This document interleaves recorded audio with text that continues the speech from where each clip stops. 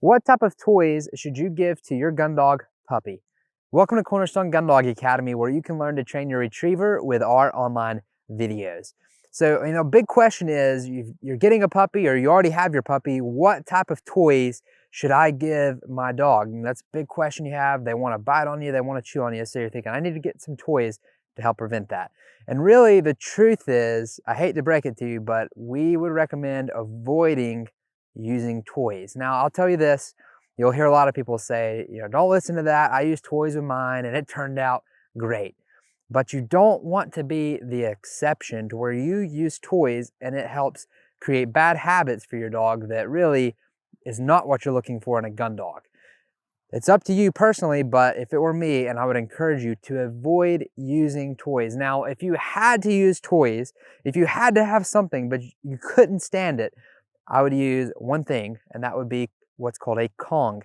And you can actually put little treats down in there, and that should keep them busy for a little while. But I do want you to understand this and why your dog is biting and kind of, being rambunctious as a little puppy. And if you think about it, your puppy has just come from a litter of a lot of other puppies. And what they're doing every single day is they're eating, they're sleeping, and they're pottying, and then they're biting all over their little buddies, all of their siblings. And what's gonna happen is when it moves in with you, when you get your puppy home, it's probably gonna try to continue those same tendencies. And don't worry, your puppy is very normal. If it's biting you, if it's biting on stuff, that is all normal. So just keep that in mind, and I would encourage you to avoid the use of toys, especially squeaky toys, so that you don't inhibit or create bad habits for your dog in the future that you'll have to train out, because you don't want to have to train it out. You want your journey with your retriever to be as good as it can be and have the best time possible. So if you'll avoid the use of toys,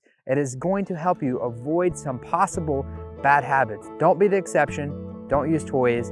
Take your time, be patient with your dog, and before you know it, your dog will stop biting and it'll be turning into a nice gun dog.